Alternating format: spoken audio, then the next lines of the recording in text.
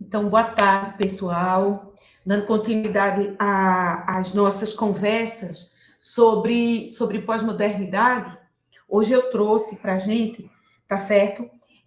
Um dos maiores representantes brasileiros da pós-modernidade, certo? E vai ser interessante que a gente veja como esse conceito, né, de ser pós-moderno, arquitetonicamente falando, ele entrou no Brasil, como é que ele se comportou, né, em território nacional.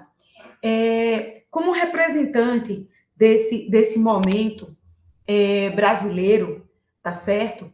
Eu vou apresentar para vocês uma síntese, tá? Aqui durante nossa aula, sobre o trabalho de Eulo Maia, tá? Eu vou compartilhar aqui para a gente e vou começar a passar. Só um instante.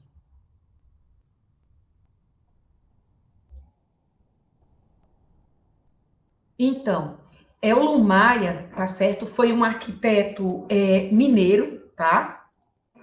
Nascido em Ouro Preto,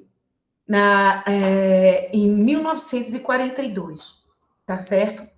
Ele faleceu muito cedo, aos 60 anos, tá certo? Em 2002. Ano que vem vai completar 20 anos da morte de Eulo Maia, tá certo?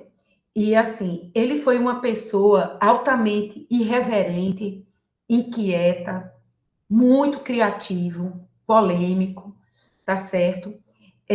Estudou arquitetura lá em Belo Horizonte, na escola da UFMG, na escola de arquitetura da UFMG, ali no bairro de Lourdes, certo? Um prédio moderno, belíssimo, tá? Ele fez toda a sua formação acadêmica lá, produziu muitos projetos em parceria com sua companheira, esposa, arquiteta, Jo Vasconcelos, que até hoje está viva e ativa, tanto culturalmente quanto arquitetonicamente, na cidade de Belo Horizonte. Sempre foi o Eulo Maia contestador, irreverente, e ele criou na década de 70, nos anos 70, tá certo? 7 anos após ter se graduado em arquitetura, juntamente com a sua esposa, a arquiteta Jo Vasconcelos, e com seu colega Silvio de Podestá, eles juntos criaram as revistas Pampulha e Vão Livre, tá certo? Onde eles contestavam, né, os modelos de arquitetura então vigentes. Eu acho interessante a gente contextualizar o estado de Minas Gerais no cenário brasileiro, né? Porque, de repente, a gente está estudando a pós-modernidade arquitetônica e a gente vê, constata a importância de Minas Gerais na pós-modernidade. E aí a primeira questão, por quê? Por que Minas Gerais? Por que Belo Horizonte?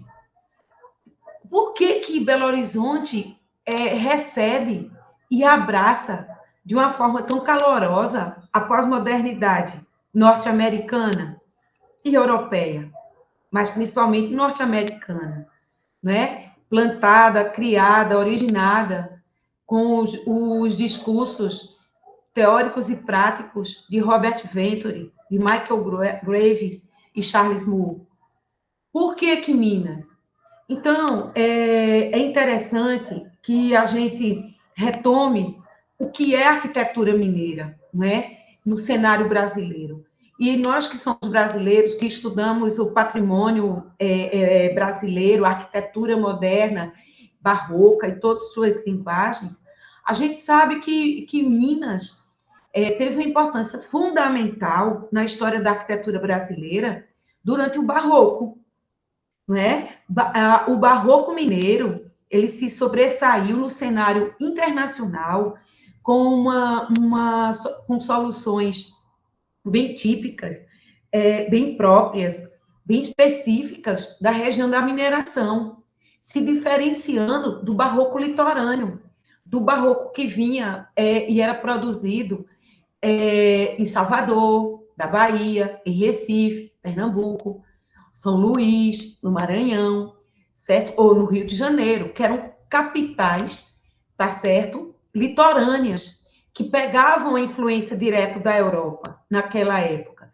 E o Barroco Mineiro, por ele estar lá no interior da zona da mineração, em Ouro Preto, Tiradentes, Diamantino, Mariana, São João del Rei, né? Naquela zona da mineração, eles estavam mais interiorizados, eles estavam mais isolados do que vinha diretamente da corte. Então, o barroco mineiro, ele foi muito forte. E essa discussão patrimonial do barroco imperou, né, durante séculos, né, desde a sua existência até os dias atuais. Tanto que Minas Gerais, é reconhecida principalmente por sua mineiridade, por sua cultura que preza a esse patrimônio do barroco, tá certo? E do barroco mineiro, como eu tô falando aqui para vocês, certo? E isso é essa historicidade, essa ligação com a história, e aí é que a gente faz o link com a pós-modernidade, é muito importante, porque a gente viu que Venturi e Aldo Rossi, por exemplo, que foram grandes pensadores da pós-modernidade, eles tinham um vínculo muito forte com a história e a cidade, e com o passado, não é? Tanto que Aldo Rossi, então, no seu livro Arquitetura da Cidade, como a gente também viu, ele deixa isso muito latente, muito presente. Então, esse vínculo dos mineiros com a história, com a cultura, com o barroco, com aquele cenário que até hoje nos atrai tanto dentro do Brasil e fora, né, que é esse barroco mineiro, isso estava muito impregnado naqueles arquitetos, e principalmente em Eulo Maia. Mesmo Eulo Maia tendo estudado toda a sua formação em uma escola como a UFMG, a escola da UFMG de arquitetura, que é num prédio moderno e muito legal o projeto, né? Bem moderno, com soluções, a escada helicoidal, o pé direito duplo, modulação, volumes puros. Ele estudou ali, ele tinha, ele estava imbuído disso, mas, tá certo, a sua veia patrimonialista, historicista, era muito forte. E como ele era inovador, revolucionário, ele queria romper.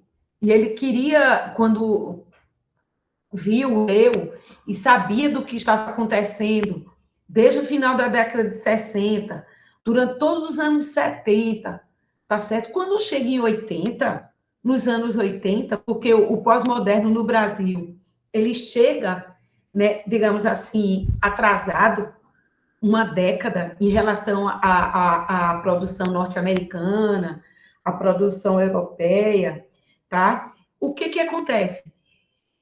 Quando chegou aqui no Brasil, os arquitetos, e como Eulo Maia, já tinham conhecimento do trabalho do Venturi, dos escritos do Venturi, do pensamento de Aldo Rossi, e também de um outro arquiteto que foi muito importante nesse cenário, que foi o arquiteto italiano Mário Botta, que eu tive o prazer de conhecer pessoalmente num evento que houve na Paraíba, em João Pessoa, uns 15 anos atrás, certo? Então, assim, essa relação historicista do Eulo Maia vai ser importantíssima nesse vínculo com o que pregava a teoria da pós-modernidade, que era uma volta a essa história, a esse passado, certo? Tanto que ele, em 1981, vejam só, em 81, na década de 80, tá certo? Ele consolida uma parceria com a Jo, sua esposa, Jo Vasconcelos, e com Silvio Podestá, e criam juntos o escritório Três Arquitetos.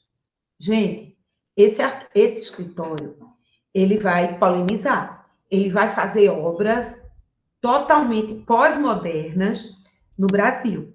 E eu acho assim que não teve no Brasil, tá, um movimento tão forte quanto foi o encabeçado por Ello Maia nessa área, certo? Essa produção do trio assumiu um caráter híbrido das citações, colagens, e utilizam perfis metálicos coloridos, elementos tomados, ironicamente, junto à tradição clássica, como a gente vai ver, tá certo? Nas obras da Rainha da Sucata, que hoje é o Museu da Mineração, que fica na Praça da Liberdade, em Belo Horizonte, tá?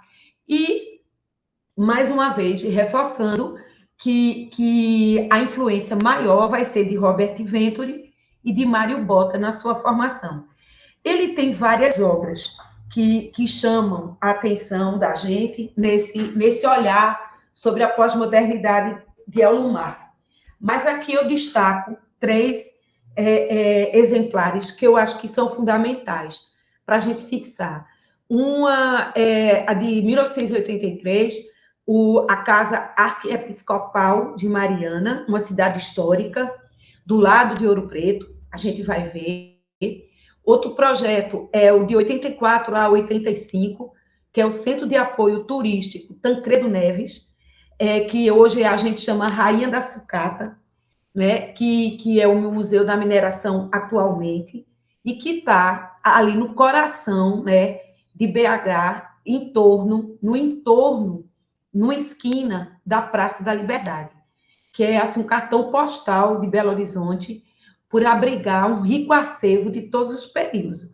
O antigo Palácio de Governo, obras de centros culturais ecléticos, o Museu da Mineração, tem outra obra de intervenção com o Paulo Mendes da Rocha.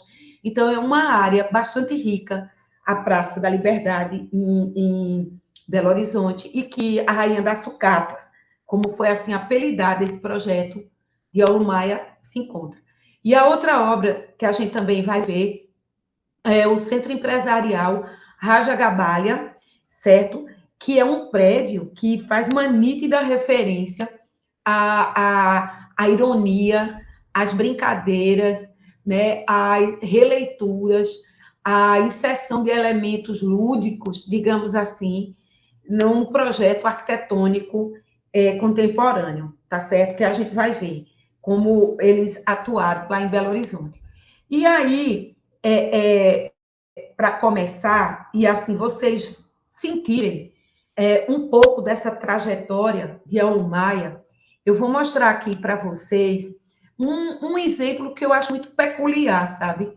Que é um projeto que ele fez em 1979, antes de ser pós-moderno, antes de assumir a pós-modernidade, antes de criar o escritório com o Jô e com o Silvio de Podestá. Ele fez esse projeto, uma capela, tá certo? Chamada Capela do Santana, no pé do morro, tá certo? E que fica no município de Mariana, tá certo? E aí ele trabalhava nessa época em contato com a arquidiocese, né, de Mariana, e recebeu algumas encomendas de trabalho. Essa imagem que eu mostro, tá certo? Mostra, né, expõe onde estava colocada, implantada essa capela. Ela foi construída numa antiga fazenda, tá certo? E onde tinha essa fazenda colonial branquinha, com os charabis, aqui que vocês veem na tela, tá certo? E os proprietários tinham a intenção de projetar uma capela nessa paisagem. Então, ele, usando de um pavilhão, que eu acho muito interessante, como é que ele intervém, e eu achei muito curioso, porque em 1979, tá certo? Ele propõe uma construção em aço, vidro e madeira. Assim, ele era muito, como é que eu diria? ele tinha uma premonição, digamos assim, né? Porque em 1979, ele já estava aplicando os princípios do que é intervir no patrimônio de forma correta. Ele tinha um edifício antigo, colonial, que era uma casa de fazenda, branquinha, com esquadrias azuis, e como ele fazia uma nova capela ali.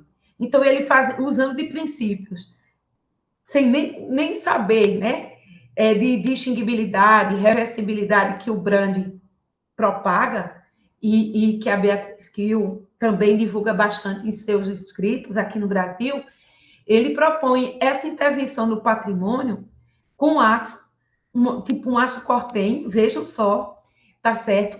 Muito silenciosa a intervenção, com um cruzeiro também metálico, usando pedras da região, e chegando a confundir a capela com a paisagem, né, com a natureza. Ela não agride o patrimônio, o que deveria estar chamando mais atenção, que é a própria casa de fazenda, com seus 2 pavimentos, o grande sobrado, e a capela que Eulo Maia propôs naquela época, né, é uma proposta bastante, né, equilibrada, muito orgânica, que dialoga com o lugar, com a paisagem, com o meio.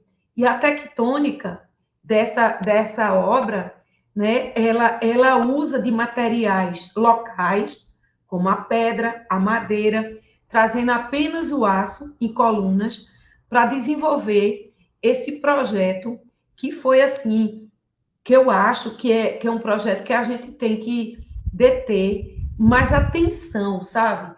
Na contemporaneidade. E principalmente na forma precursora que Eulo Maia usou para intervir no patrimônio, tá certo? De uma forma bastante discreta na volumetria, nos detalhes construtivos, como a gente vê, usando essa estrutura metálica em aço, essas peles com caibros de madeira articulando com vidro, e no interior ele brinca mais com a cor, né? Faz uma releitura de vitrais, e assim, e nessa imagem eu quero que vocês observem como ele trabalhou a questão de deixar, né, a pátina do tempo, que isso também é uma tendência contemporânea, a questão da intervenção mínima.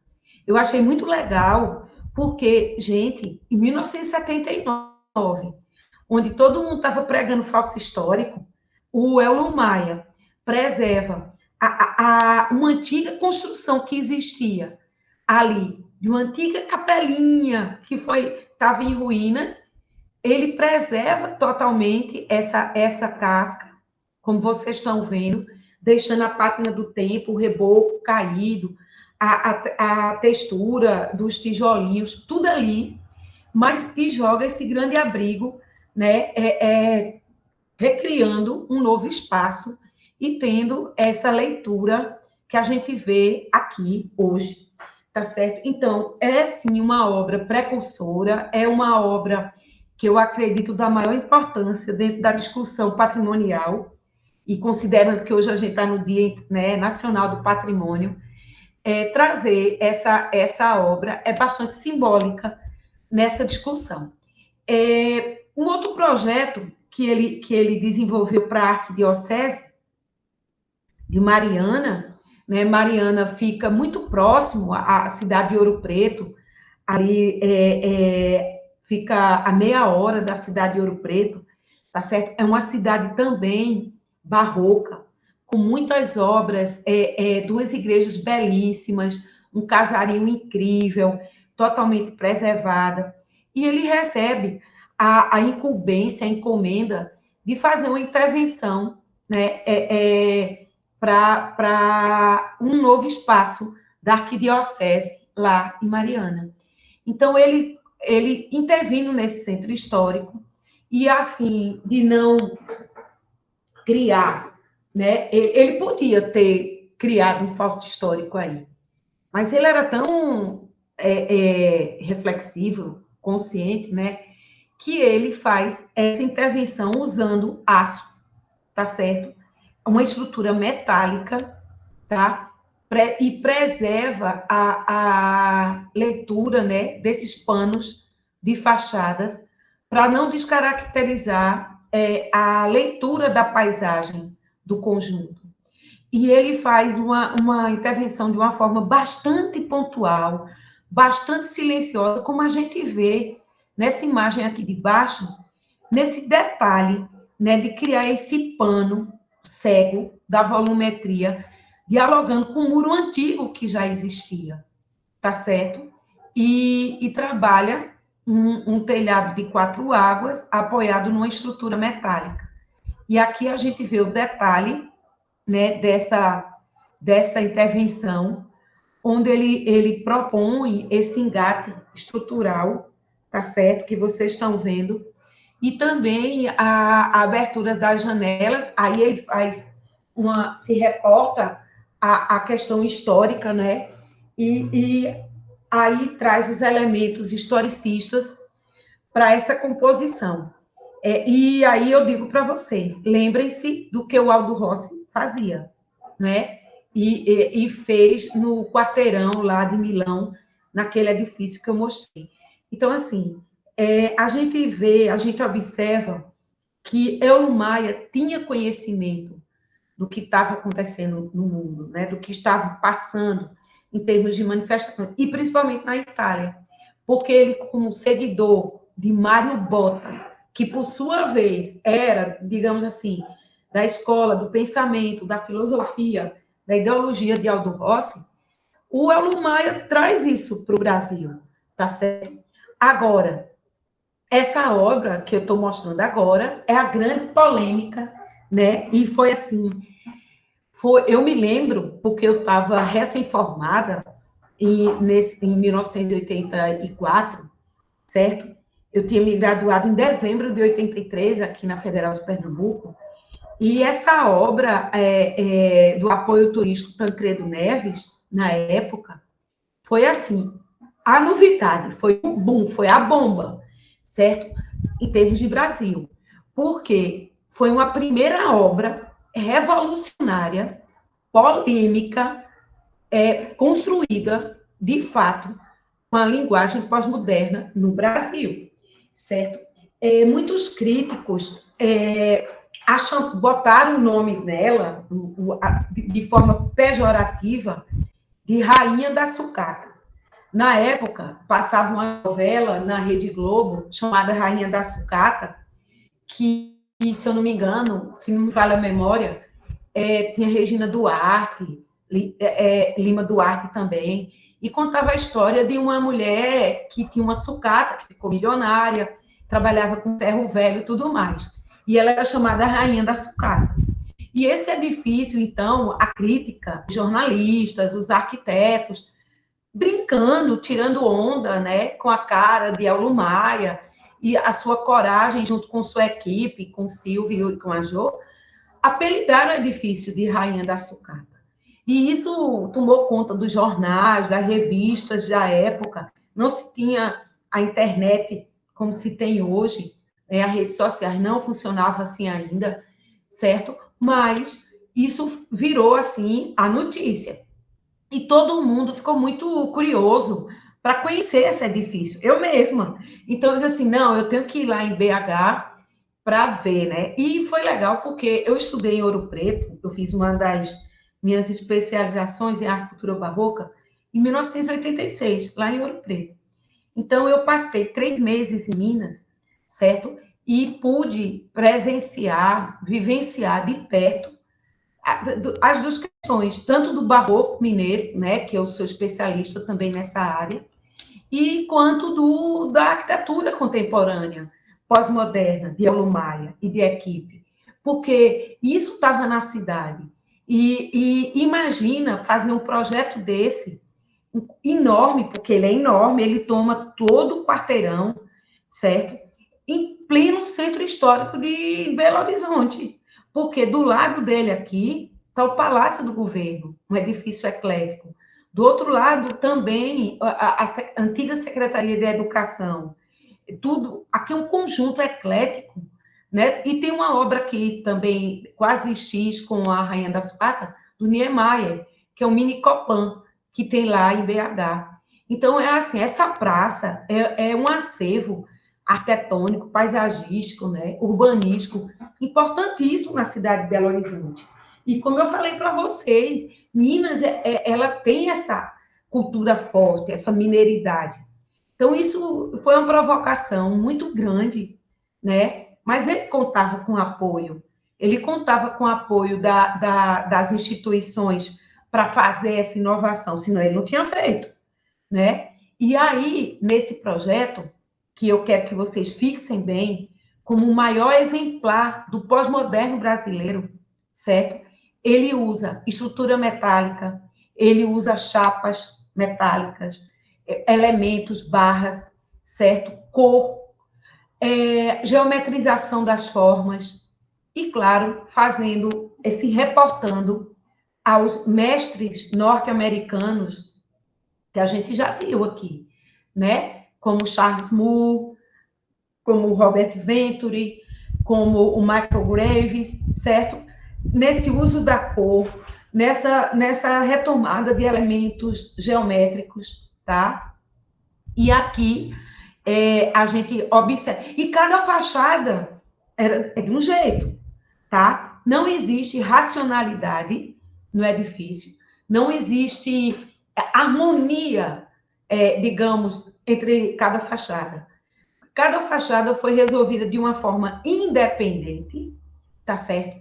E o edifício, ele está implantado numa esquina, então ele, na verdade, você acaba vendo, como nessa foto aqui que eu fiz, a fachada de acesso, que é a fachada chanfrada, tá certo? E que ela abre, porque Minas, Belo Horizonte, como é um sistema radial urbanístico, e foi uma cidade projetada, né, no século XIX, ela partiu do sistema radial, e os quarteirões de Belo Horizonte, eles são triangulares ou trapezoidais, porque ele parte de um eixo concêntrico que vai irradiando.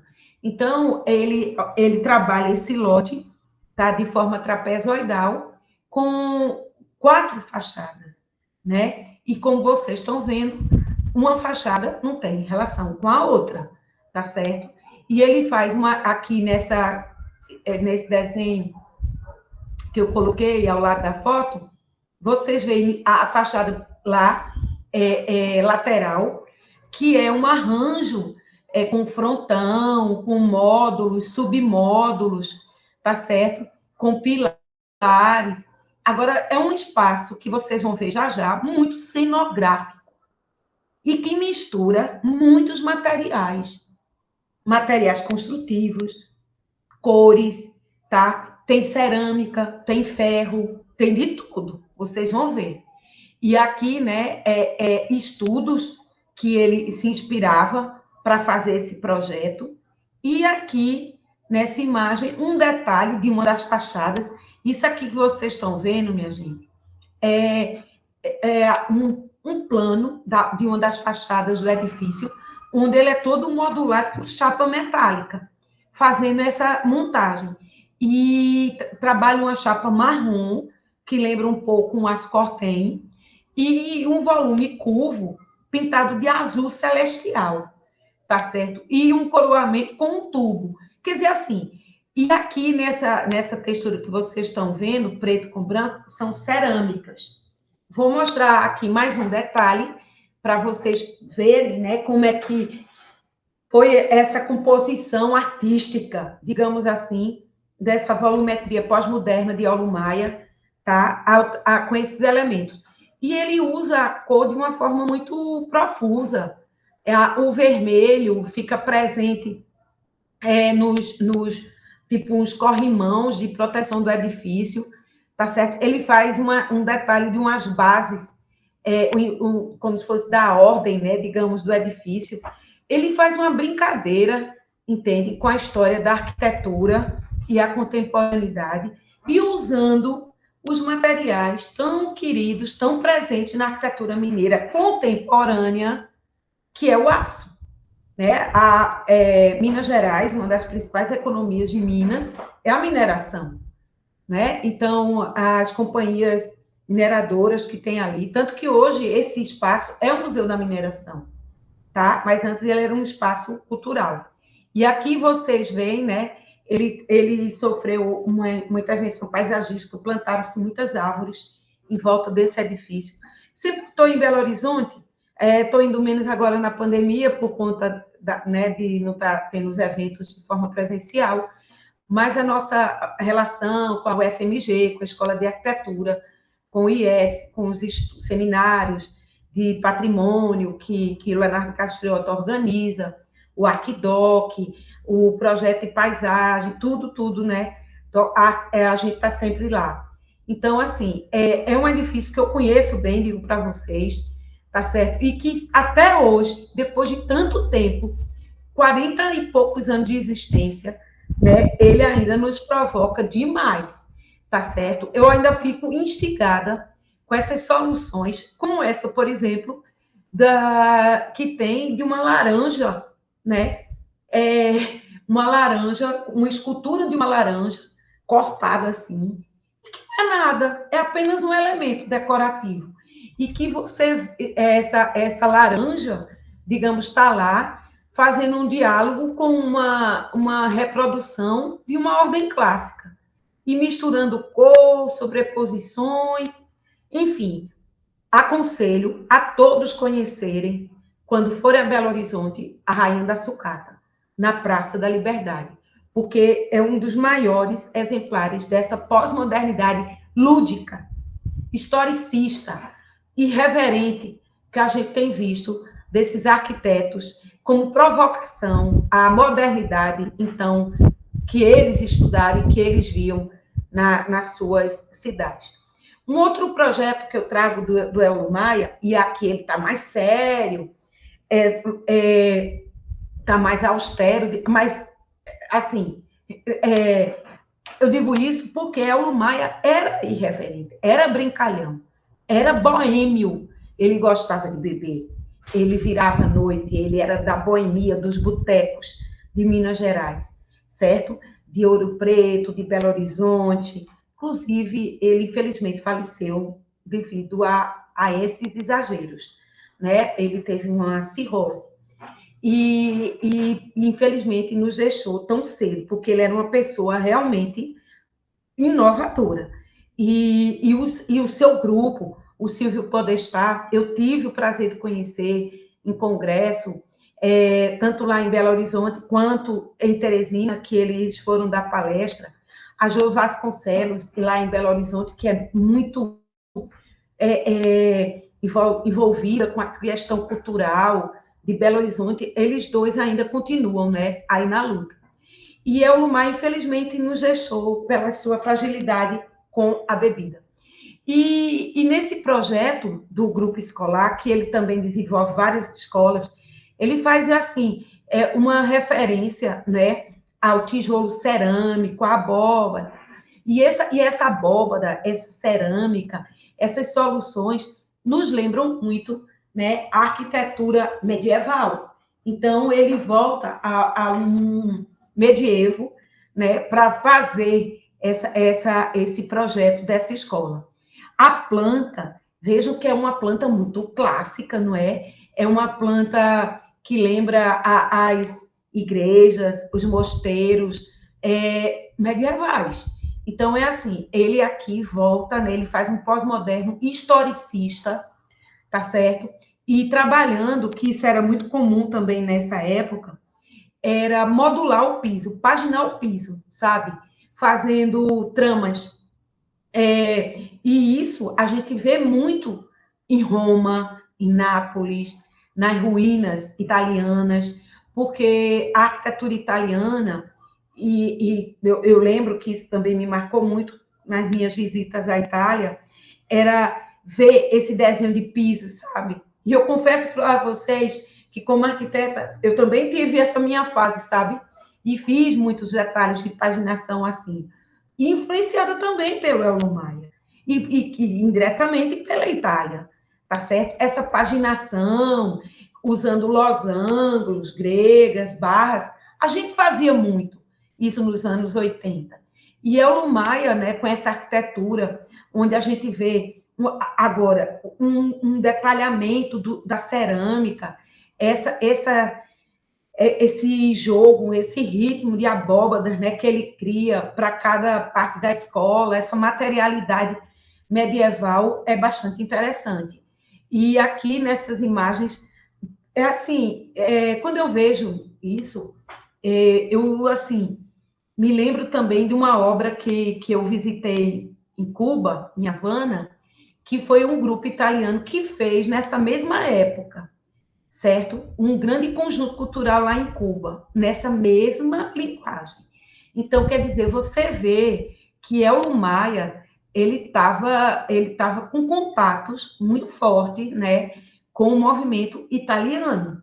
E principalmente, como eu disse aqui no início, via, talvez, quase certeza, com Mário Botta, né? E para trazer essa arquitetura que tem um quê de italiano, né? De povoados italianos, de regiões italianas, para o interior do Brasil, né? Agora, o que a crítica que a gente faz é ao leigo, a uma pessoa que não sabe o que é a história da arquitetura, que não sabe o que foi a pós-modernidade, o que foi o ecletismo, ele vê numa obra dessa, o leigo vê numa obra dessa, ele pode entender que essa obra é mais do que mais do que agora, que é mais antiga. Ai, Deus, aqui temos uma obra, sabe, medieval. Eles usam os conceitos errados. E o pior, minha gente, é que não é só o leigo que usa o conceito errado e que compreende errado. O mercado também compreende errado. E eu digo o mercado imobiliário, que começa a vender essa falsa história da pós-modernidade para prédios e apartamentos, e que vai inundar o Brasil no final dos anos 80, começo dos anos 90. E eu digo para vocês, foram casas que a crítica começou a chamar de kits, certo? A arquitetura kit, a arquitetura da cópia, porque começou a se fazer, principalmente em São Paulo, e para uma classe abastada, rica, é difícil, shopping centers, pós-modernos, historicistas, e sabe como é que diziam nos panfletos? Compre você também a obra neoclássica, nos dias atuais. Olha que contradição. Obra neoclássica, shopping neoclássico no século XX, né? Eles não usavam o termo adequado, quer dizer, obras pós-modernas, com retomada de elementos historicistas. Não. Aí a população leiga, e desculpa o termo que se vai ser forte, ignorante, vai e começa a adotar isso como, assim, 3x4, como foto 3x4, certo?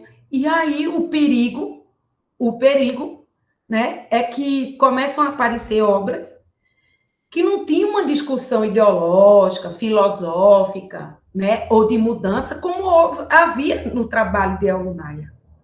Porque ele fazia isso de uma forma muito consciente. E ele tinha uma intelectualidade bastante amadurecida. As pessoas fazem por fazer, por copiar, por achar que é bonito e começam a replicar um modelo fake, kit.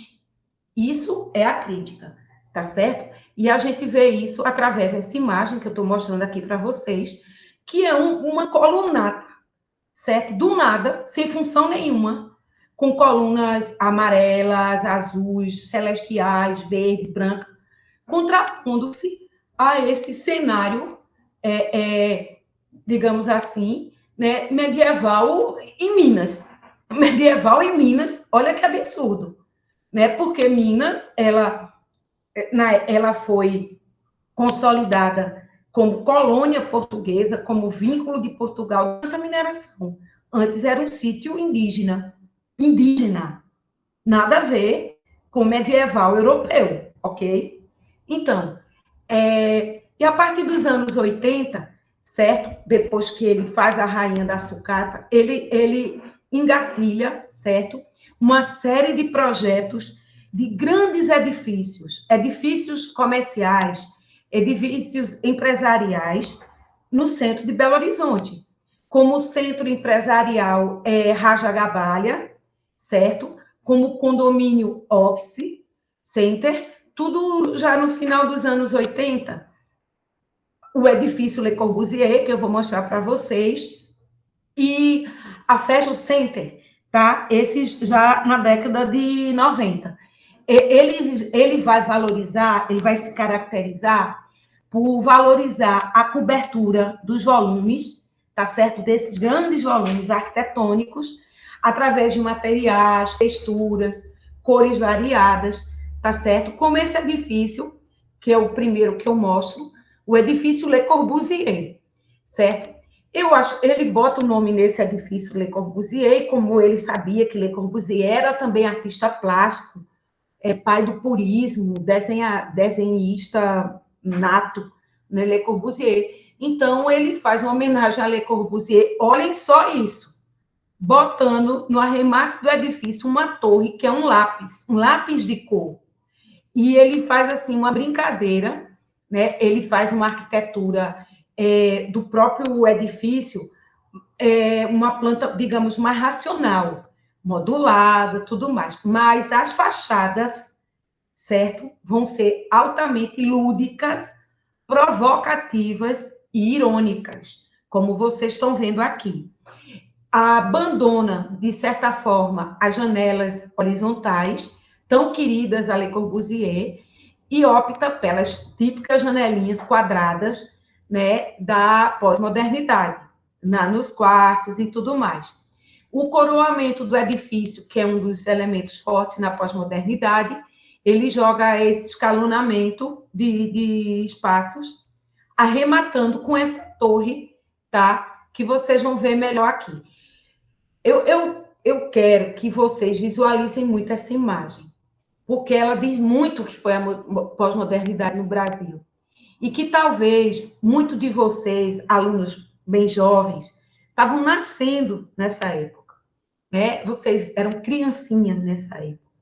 E vocês não têm ideia, tá certo, do que foi o uso dessas cerâmicas coloridas, quadradinhas, tá certo? De branco, azul, amarelo, vermelho, que o mercado consumiu e que jogou. E que isso no Brasil a gente teve graças a Elon Maia. Esse tipo de linguagem, minha gente, que eu estou mostrando aqui, ela inundou o cenário brasileiro, e com foco, claro, principalmente em Belo Horizonte, que mandava, né, para outras cidades esses exemplares, e isso foi muito potente, muito forte, sabe?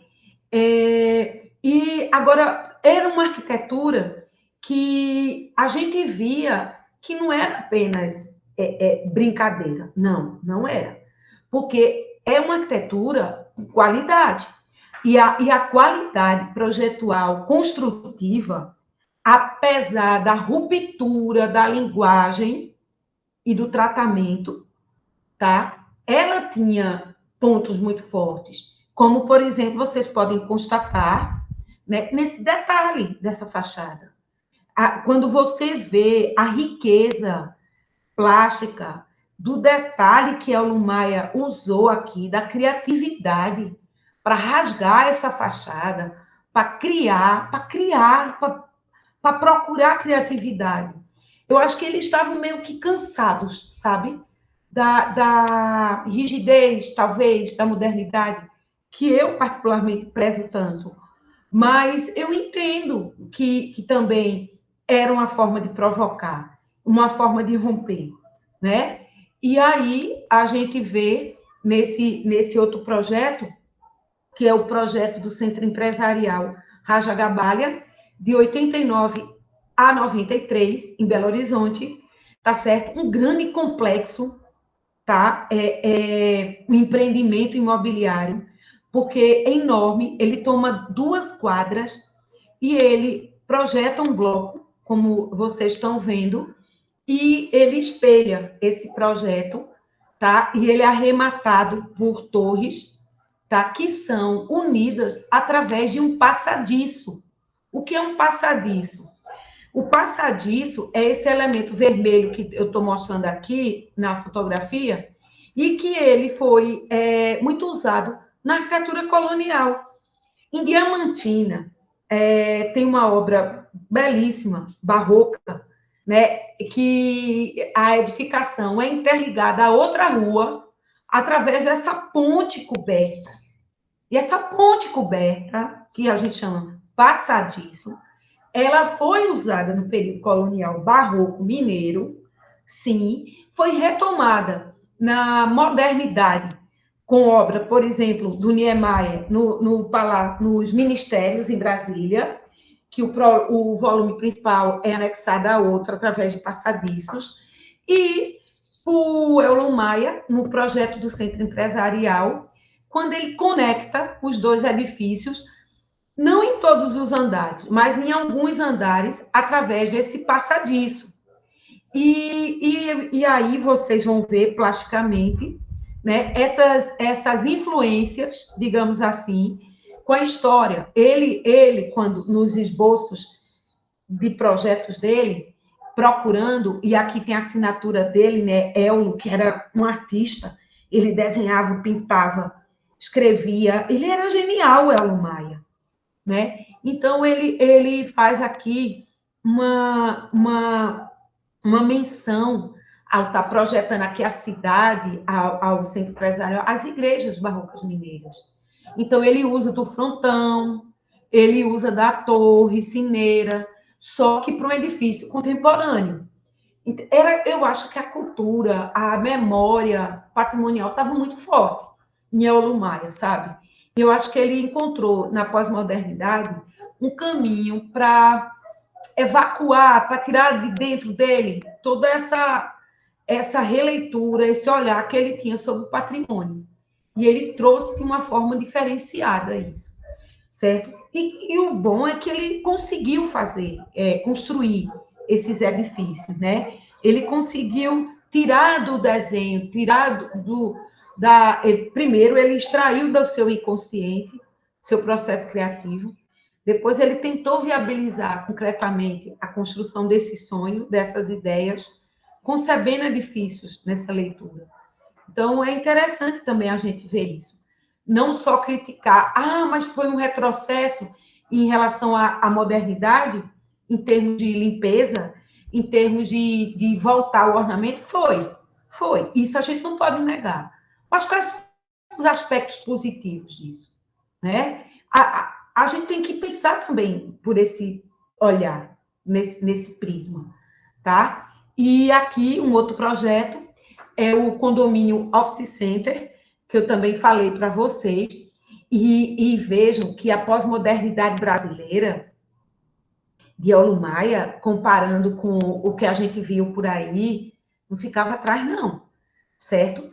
Ele tinha esse propósito, tá, de trabalhar a verticalidade para diferenciar seus edifícios na paisagem e garantir a visibilidade a maiores distâncias.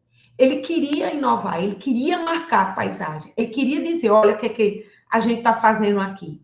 E, nesse sentido, um dos campos mais férteis para suas experimentações foram esses arranha-céus. E ele fez vários em Belo Horizonte. Essas composições verticais recorriam a essa estratégia clássica da tripartição de volumes em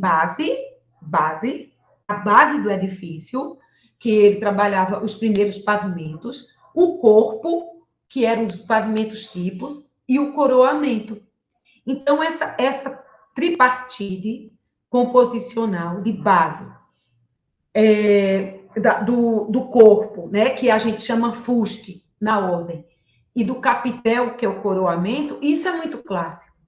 Então, a gente vê que existia toda, né, uma base filosófica, teórica, atrás de Eulo Maia, tá certo?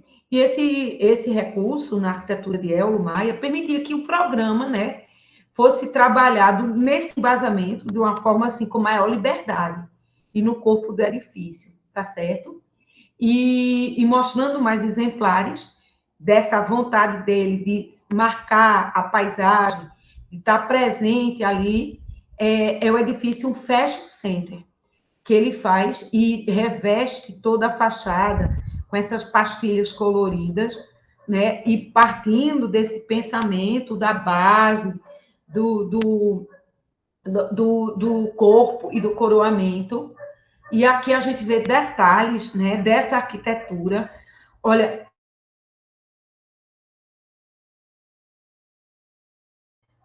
de detalhe construtivo incrível, como vocês estão vendo, tá certo? Aqui, e chegando próximo, né, vocês vejam que tinha assim, uma intenção artística muito forte, né, na obra dele, tá certo? E aí, para a gente ir encerrando, já nos últimos anos da sua breve carreira, porque morreu muito cedo, com 60 anos de idade, né? E ele estava no auge da sua carreira profissional. Se ele tivesse vivo, ele poderia ainda ter feito muita coisa, né? Mas ele projetou ainda com seus colegas, Silvio Podestá e com sua esposa e companheira, a Jo Vasconcelos, a Academia Wanda Bambirra e também o Centro de Arte de Balé Corpo, que é de arte contemporânea. E nesses projetos ele vai mostrar uma nítida influência, né, do arquiteto norte-americano Frank Gehry, trazendo e sendo talvez o primeiro arquiteto brasileiro a projetar arquitetura desconstrutivista, tá certo? Em terras tupiniquins. Então é isso, minha gente. O que eu queria passar assim sobre a obra de Eulo Maia é esse papel que ele tem aqui no Brasil, de trazer para vocês a importância de ver a força que teve Belo Horizonte nesse cenário, Minas Gerais. A gente sai do eixo, né, Rio-São Paulo, vai para BH e vinculando isso, né, à questão da mineiridade, como eu coloquei. A presença do barroco tão forte em terras mineiras. E que vai, através de Eulo Maia, né, poder consolidar essa pós-modernidade no Brasil e servir de influência, né, para tantos arquitetos, para tantas escolas de arquitetura nos anos, no final dos anos 80 e começo dos anos 90. Porque a pós-modernidade aqui no Brasil, ela vai ter seu apogeu, né, na década de 90, tá certo? Ela explode, ela toma conta e vem, né, decorrente dessa produção mineira. E que outros arquitetos, tá, mineiros, que faziam parte do ciclo, né, e do círculo de Eulo Maia, continuaram, mesmo após sua morte, fazendo e produzindo. A gente em Minas Gerais tem, assim, empresas, escritórios, que são, assim, nacionalmente, notoriamente, né, produtores dessa linguagem, tá certo? Então, assim, é um campo inesgotável, há muito ainda o que estudar, o que se pesquisar, né, e de se observar em outras cidades nessa época. E só como pista, assim, que eu digo para vocês, no Nordeste do Brasil, algumas cidades, como Fortaleza, principalmente Fortaleza e Salvador, produziram muita pós-modernidade. Em Recife, eu não vi muito isso, tá certo? Um ou outro. Porque em Recife foi muito forte a presença da escola do Recife, da modernidade. Então, aqui em Recife, a escola de Bossói, Mário Russo, Delfim Amorim, Heitor Maia, Hugo Marques, é muito E, tipo assim, os arquitetos que vieram depois, como Van der Kolk Tinoco, Reginaldo Esteves, né, o Jerônimo Pontual, o Carlos Pontual, eles não fizeram assim, essa arquitetura pós-moderna. Eles continuaram trabalhando com a modernidade na contemporaneidade. Agora, em Belo Horizonte, em Fortaleza, os irmãos Fiuza, né, ali no litoral, em Aldeota, tá certo? Praia de Iracema. Gente, o pós-moderno no Ceará foi bastante forte, muito forte, tá certo? E também em Salvador, o arquiteto Fernando Peixoto, que começou a fazer uma arquitetura muito comunicativa, gráfica em edifícios, uma arquitetura contemporânea baiana, muito colorida, né? Foi a febre da cerâmica 10x10, dessa arquitetura colorida, irônica, e que tomou conta desses revestimentos. Então, assim, continuem lendo, continuem estudando sobre o tema, indo atrás dessas pistas, olhando mais os trabalhos de Eulo Maia, Silvio Podestá, Jô Vasconcelos, né, dessa mineridade que teve tanta importância para a gente. Tá, joia? Vou ficar por aqui e a gente vai para internamente.